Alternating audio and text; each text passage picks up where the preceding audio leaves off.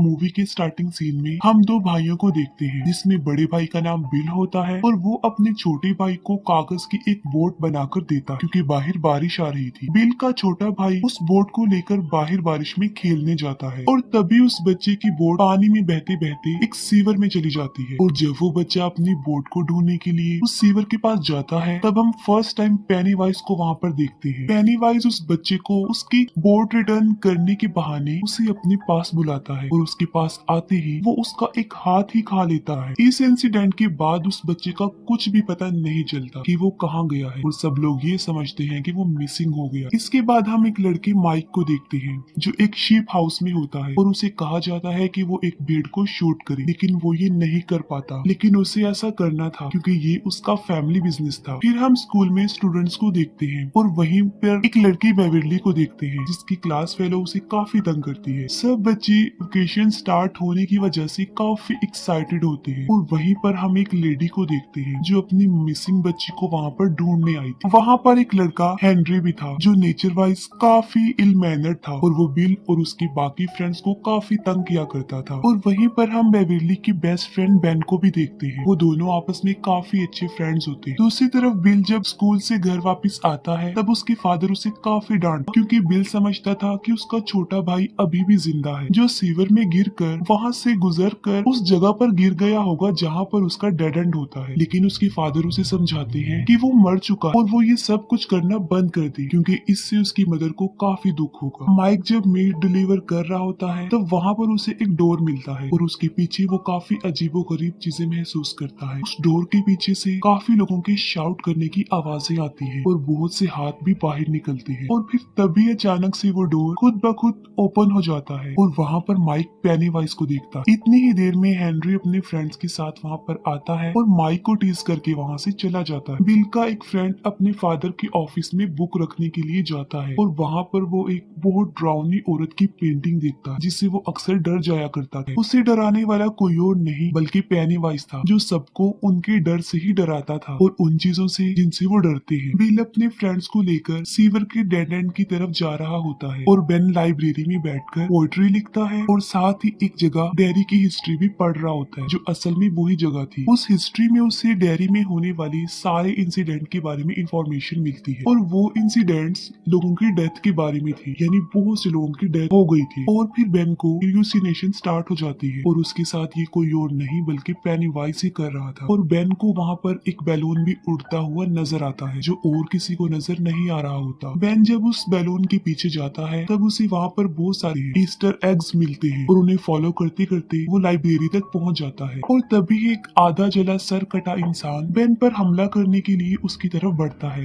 लेकिन बेन वहाँ से भाग जाता है। बेन जब वहाँ से जा रहा होता है तब हेनरी और उसके फ्रेंड्स उसे पकड़ लेते हैं, उसे काफी परेशान करते हैं और यहाँ तक कि हेनरी एक नाइफ से उसके पेट पर एच लिख देता है। इसी दौरान कार में एक कपल भी वहाँ से गुजरता है और बेन उनसे हेल्प मांगता है लेकिन वो लोग उसकी एक नहीं सुनते। उसी कार में बेन एक रेड बैलून देखता है जिससे ये साफ जाहिर था कि वो कपल जो गाड़ी में बैठा हुआ है अब वो भी पेनीवाइज के कब्जे में आ चुके हैं। तभी किसी तरह बेन अपनी जान छुड़ाकर वहाँ से भाग जाता है और वो बैड ग्रुप उसका पीछा करते हैं। दूसरी तरफ बिल अपने फ्रेंड्स के साथ उस सिटी के सीवर के डेड एंड पर अपने भाई को ढूंढ रहा होता है, लेकिन वहाँ पर उसे किसी और बच्चे का जूता मिलता है। लेकिन इससे पहले कि वो सब लोग बिल के भाई को ढूंढने के लिए अंदर जाते इंजर्ड बेन वहाँ पर आ जाता है। वहीं पर बिल का एक फ्रेंड बिल के छोटे भाई को ढूंढने के लिए अंदर चला जाता है और वहाँ पर उसे बहुत सारे गोस्ट नजर आते हैं। उसे वहाँ पर बहुत सारी सॉल्स नजर आती है और पेनीवाइज उसे मार डालता है। बिल और उसके बाकी फ्रेंड्स बेन के लिए बैंडेज इक्विपमेंट्स ले रहे होते हैं लेकिन उनके पास पैसे कम होते हैं। उसी मार्केट में बेवरली भी होती है जो मेडिसिन लेने में उनकी हेल्प करती है और फिर ये फ्रेंड्स ग्रुप बेवरली को उनके साथ तालाब पर चलने के लिए इनवाइट करते हैं। बेवरली जब घर पहुंचती है तब उसके फादर एज यूजुअल उसके साथ काफी अजीब बिहेव करते हैं। अपने फादर के बिहेवियर की वजह से बेवरली काफी अपसेट रहती थी और इस बार तो वो इतनी दुखी होती है कि वो अपने बाल काट लेती। फिर वो सब फ्रेंड्स और बेवरली तालाब पर काफी इंजॉय करते हैं। ये सब फ्रेंड्स मिलकर बेन के घर जाते हैं और वहाँ पर उसका डेयरी टाउन से रिलेटेड हिस्ट्री कलेक्शन देखते हैं। बेन उन्हें बताता है कि जो जो लोग इस सिटी में रहा करते थे एक एक करके वो वहाँ से गायब होते रहे। लेकिन अजीब बात तो ये है कि लोगों के गायब होने का कोई भी रीजन, उनकी डेड बॉडी या कोई भी निशान नहीं मिला। बस सिर्फ उस सिटी में ही एक कुएं के पास मरे हुए लोगों के कपड़े थे जो खून से भरे हुए थे और वहाँ पर खून खराबा आम हो गया। लेकिन उसके पीछे ये पता नहीं चल सका कि ये कौन कर रहा हो। फिर हम बिल के फ्रेंड एडी को देखते हैं जो स्कूल से घर की तरफ जा रहा होता है और रास्ते में वो एक बहुत पुराने घर के सामने से गुजरता है और ठीक उसी वक्त उसकी मेडिसिन लेने का टाइम भी हो जाता है और एडी वहाँ पर रुककर अपनी मेडिसिन लेने लगता है। और तभी एडी को उस घर से किसी की आवाजें सुनाई देती है। वो आवाजें सुनकर एडी काफी घबरा जाता है। वो वहाँ से जाने लगता है तभी घबराहट के आलम में उसकी मेडिसिन उसके हाथों से गिर जाती है। एडी जब अपनी मेडिसिन उठा रहा होता है तभी वहाँ पर एक बदसूरत काफी गंदा और बीमार आदमी आकर उसे डराता है और उसे डराते डराते वो उस पुराने घर की तरफ ले जा रहा होता है। लेकिन एडी भागकर उस घर के पीछे चला जाता है और एडी को वहाँ पर पेनीवाइज नजर आता है। एडी वहाँ से भाग जाता है। बेविल्ली जब घर आती है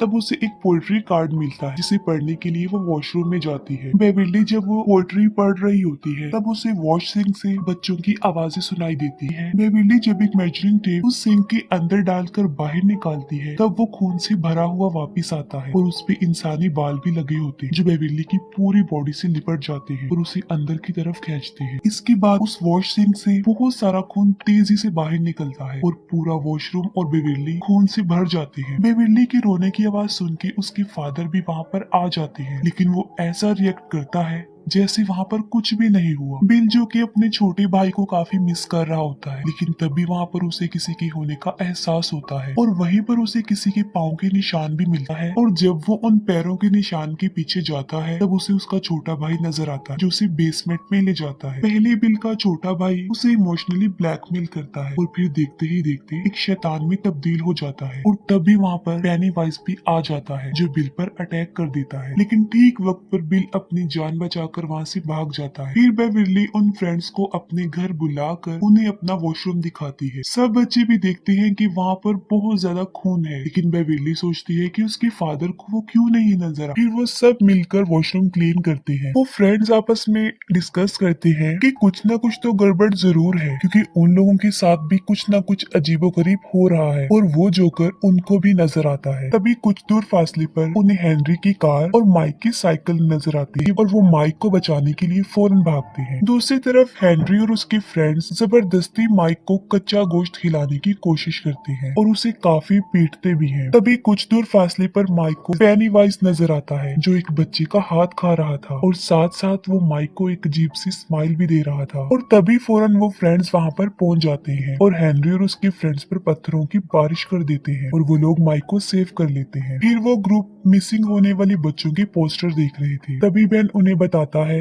कि उसने डेयरी टाउन के बारे में दोबारा से पढ़ा है। वो कहता है कि मुझे पता चला है कि डेयरी टाउन में हर 27 साल बाद ऐसे इंसिडेंट्स होते रहते हैं। उन इंसिडेंट्स में लोग गायब होते हैं और ज्यादातर बच्चे, और ऐसा पहले तो कुछ अरसे तक चलता रहता है लेकिन फिर अचानक से बंद हो जाता है और फिर 27 सालों बाद ऐसा होने लगता है। वो लोग ये समझ जाते हैं कि कोई तो है जो 27 साल बाद आ जाता है और बच्चों को पकड़कर खा जाता है और इतना ज्यादा शिकार करने के बाद 27 सालों तक वो बिल्कुल रिलैक्स हो जाता है और साथ में वो ये बात भी समझ जाते हैं कि वो बच्चों के सामने उन्हें उसी रूप में आकर डराता है जिससे वो सबसे ज्यादा डरते हैं और जाहिर है तकरीबन सब बच्चे ही जोकर से डरते हैं। बिल सबको अपने घर ले जाता है और उन्हें डेयरी टाउन का मैप दिखाता है। मैप देखकर उन लोगों को पता चलता है कि जहाँ जहाँ वो इंसिडेंट्स हुए थे वो जमीन के नीचे एक गटर से जुड़े हुए हैं और ये सारे गटर एक ही जगह पर आकर आपस में मिलते हैं और वो कुआं है जो उसी पुराने घर में था। वो बच्चे फौरन ये समझ जाते हैं कि पेनीवाइज वहीं पर रहता है उसी पुराने घर के कुएं में। तभी एडी इन बातों से काफी डर जाता है और वो सब कुछ बंद करने के लिए कहता है लेकिन अचानक से प्रोजेक्टर अपने आप ऑन हो जाता है और पिक्चर्स खुद ब खुद चेंज होने लगती है। ये देखकर वो लोग काफी घबरा जाते हैं, काफी डर भी जाते हैं और तभी उन पिक्चर्स में बिल के छोटे भाई की पिक्चर भी आती है और तभी फौरन पेनीवाइज भी एक पिक्चर की सूरत में उनके सामने आता है और तभी पेनीवाइज उस फोटो से निकलकर उन बच्चों को डराता है। वो सारे बच्चे काफी डर जाते हैं, लेकिन बिल डिसाइड करता है कि वो उस पुराने खंडर वाले कुएं में जाएंगे और पेनीवाइज का मुकाबला करेंगे। वो सब बच्चे बिल की बात मानकर उसके पीछे पीछे उस घर में जाते हैं। बिल कहता है कि हमें उसका मुकाबला करते हुए उसे रोकना चाहिए, वरना ये सिलसिला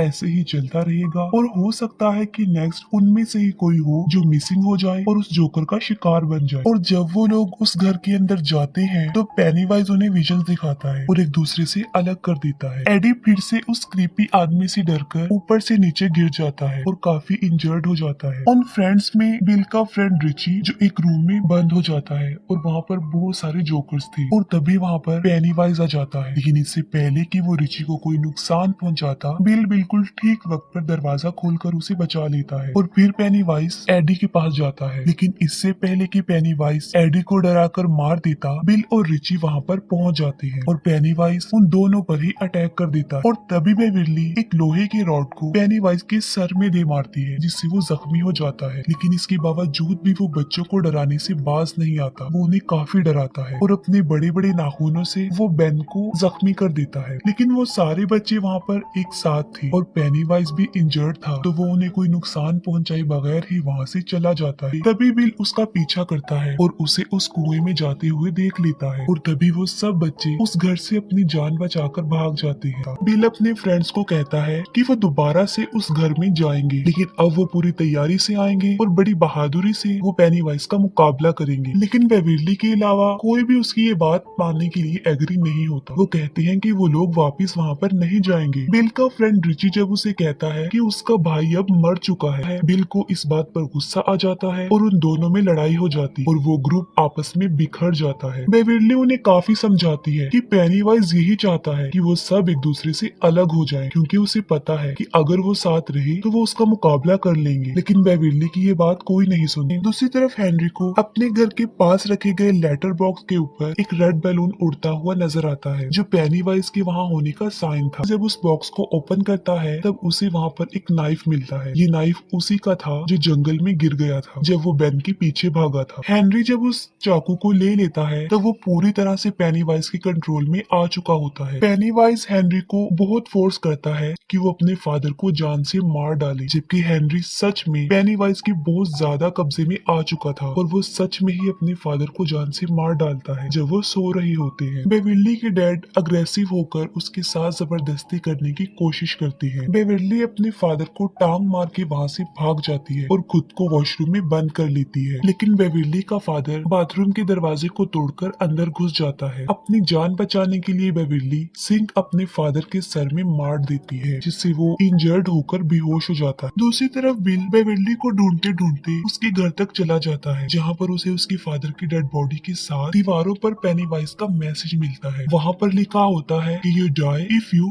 ट्राई। बिल अपने सब फ्रेंड्स को बताता है कि पेनीवाइज बेविरली को ले गया है और वो बेविरली को बचाने के लिए फिर से एक हो जाते हैं और फिर वो लोग दोबारा से उस घर में आते हैं। लेकिन इस बार वो अपनी पूरी तैयारी से पेनीवाइज का मुकाबला करने के लिए हथियार भी अपने साथ लाए होते हैं। दूसरी तरफ बेविरली के ऊपर खून के कुछ कतरे गिरते हैं, जिससे वो होश में आती है और वो देखती है कि वो एक गटर में है, जहाँ पर कचरे का एक बहुत बड़ा ढेर काफी ऊंचाई तक लगा होता है और वहाँ पर बच्चों की डेड बॉडीज भी हवा में फ्लाई करती है। तब बेविरली वहाँ से भागने की कोशिश करती है, लेकिन पेनीवाइज उस पर अटैक कर देता है और उसे काफी डराता है। लेकिन बेविरली नहीं डरती। बेविरली बड़ी बहादुरी से उसका मुकाबला करती है। पेनीवाइज जब देखता है कि वो उसे नहीं डर रही तो वो उसे उसका असली रूप दिखाता है और वो पेनीवाइज की एक डेड लाइट भी थी। उसे देख बेविरली फौरन बेहोश हो जाती है। सारे बच्चे कुएं से नीचे उतर जाते हैं, लेकिन सबसे लास्ट में जब माइक की बारी आती है तब हेनरी उस पर अटैक कर देता है। वो उसे मारने की कोशिश करता है, लेकिन माइक उसका मुकाबला करके कुएं से उसे काफी नीचे गिरा देता है। वो लोग जब नीचे उतर रहे होते हैं तब उनका एक फ्रेंड उनसे बिछड़ जाता है और यहाँ पर पेनीवाइज उस भयानक पेंटिंग वाली औरत की सूरत में उस पर अटैक कर देता है। बाकी फ्रेंड्स अपने उस दोस्त को ढूंढने के लिए वहाँ पर पहुँच जाते हैं, लेकिन इससे पहले कि पेनीवाइज उसे जान से मार डालता वो सब वहाँ पर पहुँच जाते हैं और पेनीवाइज वहाँ से भाग जाता है। और तभी बिल को अपना छोटा भाई भी वहाँ पर नजर आता है, जिसको फॉलो करते हुए वो बिल्कुल उसी जगह पर पहुँच जाता है जहाँ पर बेविरली भी थी। बेविरली हवा में लटकी हुई थी और बिल उसे नीचे लाने की कोशिश करता है और फिर बिल अपने भाई के पास चला जाता है। तभी बाकी फ्रेंड्स वहाँ पर आ जाते हैं और सब मिलकर बेविरली को नीचे उतारते हैं, लेकिन बेविरली होश में नहीं थी। वो वो सब उसे होश में लाने की कोशिश करते हैं, लेकिन स्टिल वो होश में नहीं आती। फिर बेन बेविली को हक करता है क्योंकि वो उसे लाइक करता था, तो इसी वजह से बेविली पेनीवाइज के ट्रैप से बाहर आ जाती है और बिल्कुल होश में आ जाती है। पेनीवाइज बिल को उसके छोटे भाई के रूप में काफी इमोशनली ब्लैकमेल करता है और उसे अपने साथ घर ले जाने के लिए भी कहता है। बिल उसकी बातें सुनकर रोता है और कहता है कि मैं जानता हूँ कि तुम मेरे भाई नहीं हो, और वो उसे गन से शूट कर देता है। और फिर पेनीवाइज अपने असली रूप में आकर उन सब पर अटैक कर देता है। वो सब बच्चे एक होकर उसका मुकाबला करते हैं, लेकिन फिर पेनीवाइज बिल को पकड़ लेता है। पेनीवाइज उनको बताता है कि तुम लोग मुझसे जितना डरोगे मेरी पावर उतनी ही ज्यादा बढ़ती जाएगी। वो कहता है कि तुम बिल मुझे दे दो, उसके बदले में मैं तुम्हारी जान बख्श दूंगा और तुम यहाँ से चले जाओ। मैं इसे खाकर 27 सालों तक सोने के लिए चला जाऊंगा और तुम लोग भी अपनी लाइफ में वापस चले जाओ। पेनीवाइज के यही अल्फाज उसी पर भारी पड़ जाते हैं। वो सब बच्चे बिल्कुल एक होकर उससे लड़ते हैं। पेनीवाइज उन बच्चों को हर उस रूप में डराने की कोशिश करता है जिससे वो सबसे ज्यादा डरते हैं, लेकिन वो बच्चे नहीं डरते। लेकिन अब पेनीवाइज उनसे डरने लगता है क्योंकि वो सब एक थे और डर भी नहीं रहे थे, और यहाँ तक कि मार मार के भी वो पेनीवाइज को काफी जख्मी कर चुके थे। उन बच्चों का बिल्कुल एक हो जाना पेनीवाइज को हारने पर मजबूर कर देता है और पेनीवाइज डरते हुए भूखा ही 27 सालों के लिए सोने के लिए चला जाता है। ये मूवी यहीं पर एंड हो जाती है।